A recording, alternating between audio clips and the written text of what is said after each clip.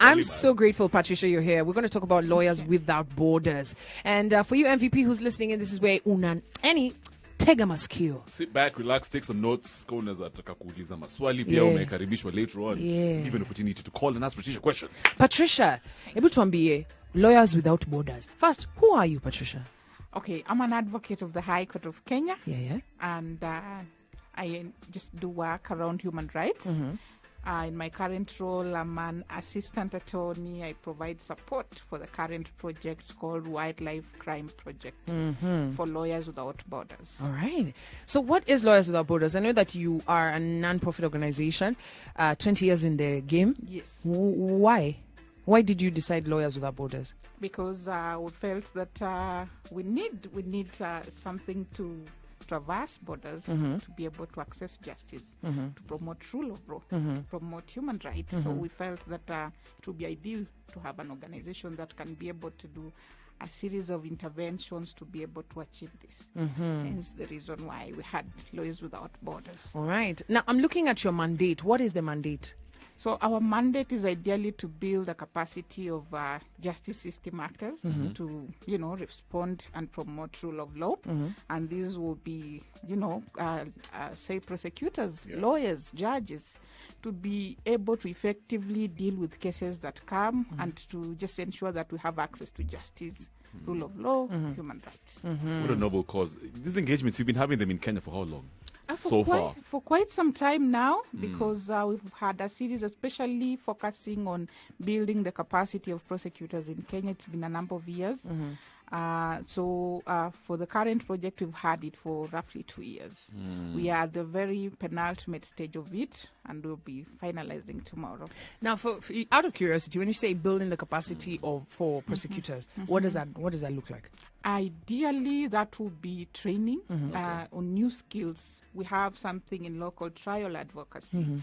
Ideally, bringing in people who can teach new skills around how to argue a case, for example, how to impeach witnesses when you're in court, how to cross-examine a witness. So these skills are taught in a whole process called trial advocacy training, where they are taught how to be able to argue their cases better in court. And even our judges and magistrates had a chance to be able to know how best can I make a ruling or a judgment in a particular case. Of course, borrowing ideas from judges and lawyers abroad. We have a huge network of lawyers of roughly 10,000 pro bono lawyers. Nice. Yes. Wow. So pro bono meaning, for the listener, these are people who they can access to be able to do cases for them. Bila pesa. Yes, kabisa. Well, let me ask you, going back to building capacity, are you telling us that the lawyers that are here, the fact that they need more training, is it that they are half-baked maybe when they leave the law school? Not at all. Not at all. Why did you feel the need to retrain them? Completely be out of the picture. The need, therefore, for this particular project, the wildlife crime, we felt that it is a huge business. It is a huge industry that fetches roughly 23 billion a year in US dollars. So there are new mechanisms that are coming in to traffic, for example, wildlife. And so we need our prosecutors and other law enforcement officers to be on tabs to be able to know what are these new strategies and how best do we respond to them. Hence the need to build their capacity to be at par. Now, I'm looking at some of your projects overview. Let's talk about the team. What does your team look like? I'm seeing you work with a various, because all this is done pro bono, so you have to work with, multi-sectoral. Yes. Tell us some of the people who are in your team. So we have huge law firms, particularly in the US. I would just say one like Gibson and Dunn. They provide support in terms of research, in terms of lawyers to assist us in any material that we'll be compiling. Other than Gibson and Dunn, we have a whole range, a whole list of lawyers. We work with former district and current district attorneys in the U.S. One of our trainers actually for this project is an assistant district attorney for the state of New York. Wow, we work with former judges as well in the U.S. as well. So it is more or less of a collaboration, but sharing knowledge, sharing ideas, and just being at par. Why the U.S.? Why? I mean, because you're saying that this program wildlife crime, which is huge. We see the people coming here to poach for fun, like with their guns and posing with the elephants. Yes. Are we saying that, why is the collaboration with the U.S.? So why it's the U.S. is because the project is actually funded by the U.S. Department of State, and our headquarters is actually in the U.S., say Connecticut State. So basically, again, and the huge chunk of our pro bono lawyers again are in the U.S. So based on that ground, we felt that because of that collaboration, we are better off working with them, and they have offered huge investments into this project. So it's not just partners with, rather, have you got any other partners aside from, law firms and lawyers in the U.S. state of? Because I'm seeing you work with community leaders, student divisions. Yes. Give us like some of the people that you work with. So, for example, in Kenya here, we partner with the Director of Public Prosecutions. We actually were the pioneers of the Prosecution Training Institute in Kenya here. We work with Kenya Wildlife Service. They are the ones who provide us with information, with trainings, with collaborations. We work with the judiciary. They give us judges to train us. We give them information and we build their capacity. Yeah. We have a student division in a series of universities in abroad, where we have students from different universities engaging in our projects, learning, and also providing information, incentives, so that we can run our projects seamlessly. I think the student divisions the division chapter can be accessed via our website at www.lwob.org.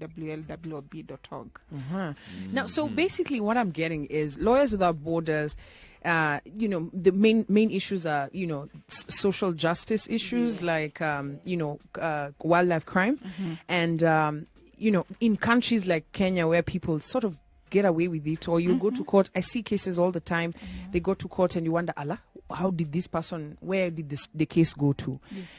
You're saying that there are multiple issues, including how their cases are prosecuted. There's not enough resources when it comes to research. And so the case in Zambaratika. And so now, of course, came the need for, this organization and the work that you guys do. This is the Modern Vibes on Vibes Radio. So let's talk about some of the work that you do. You don't only work with wildlife. Yes. You work in different fields. Yes. What are some of the fields? So we have the access to justice field where we build the capacity of institutions. For example, non-governmental, government in areas, for example, matrimonial property, succession, where we recently launched a manual on women's rights and gender-based violence just about 2 days ago. To build capacity of, ordinary women in Kenya to be able to plead their cases in court effectively. So that is within the purview of access to justice. We have the other one on combating crime. So on the field of combating crime, we have the human trafficking project, which is we have a project currently running in Kenya, working with government institutions to effectively respond to cases of human trafficking. They are on the rise. Yeah, and especially in Kenya, we hear even just today in the paper, there's an article about some families that are crying because their families' bodies are stuck in Saudi Arabia. Is this now the purview of where your work, you now work with the girls in Saudi Arabia?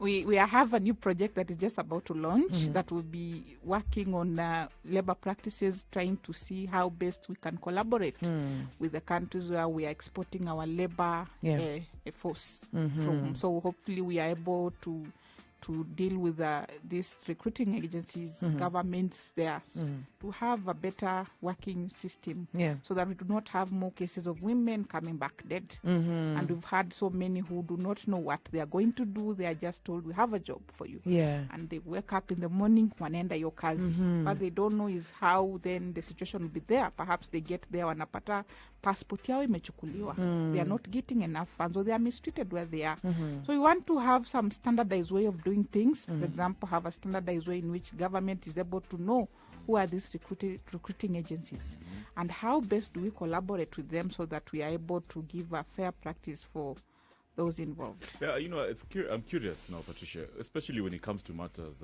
matrimonial. ama niseme family law, uko mashinani in the villages, yeah? What's it like on the ground? Do women think, it's expensive trying to access justice, it's probably not going to work out on their favor, they're not going to get, justice for sure. What is it like on the ground? Why did you guys decide to, tackle family law? We felt that strictly on just touching on sexual gender-based violence, we discovered that it's actually on the rise. Yeah. We've seen the numbers. I saw yesterday, for example, in Busia, they said that they have recorded a huge record of numbers on sexual gender-based violence. Half of each of the 2 cases that are reported daily touches on incest, either a parent defiling their kid or a relative. So we felt that deep down in the villages, most people don't know the law. Yeah. And again, accessing it is a challenge. Ni watu wa Nairobi peke yake. Ni watu wa Nairobi, watu wako town. So you have to pay a lawyer, and you know how costly that can be. We are trying to simplify it so that an ordinary person can walk into court and be able to argue their case better. And what are things looking like right now? Is a positive trajectory? Are people actually now seeking justice? For example, women? Did you launched this yesterday? We launched it two days ago in partnership with FIDA Kenya. So we have not actually disseminated it. But we are hoping that we'll have some far-reaching impacts once they are able to read it in a language they understand. We are hoping to simplify it, iende kwa Kiswahili, wasome kwa Kiswahili, waelewe witness ni nani, wasisimame yuaona, unafika kwa koti anaanza yuaona, labda ni unashangaa ni nini anaona, nini naongelewa, nini naona hapa, na nasema yuaona. Tunajaribu kuisimplify iwe kwa language yenye anyone can understand, so that even if they go to court, they are able to argue their cases. That's a noble cause. Now let's go back to of course, ladies and gentlemen, Patricia Simiyu is here from Lawyers Without Borders. I love the work that you guys are doing. Have there been, tell us some of the success cases, like mumefanya multi-agency hapo Paraguay wamepiga simu and then you guys have come through and there's been like success. Me have massive respect for law. I wanted to be a lawyer because of Ali Makbil. Did you used to watch Boston Republic? No, Ali Makbil. Oh, it's at what? Which one? Ali what? It's back in the day. It was Ali back in the day.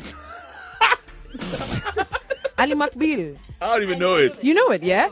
She would wear that short skirt suit and y'all relate, yeah. You want it to be... It's like a female law firm, I guess? No, it's not. Oh, okay. You need to keep I'm quiet. getting details. I watched Boston Legal. Yeah? And that's how you It's became a a lawyer? dope one. I watched Boston dope, Legal yes. too. Yeah. Yes, for the better Activity. part. Yeah. It was dope, the prosecutors. So let's talk about Lawyers Without Borders, which I'm going to make into a TV show.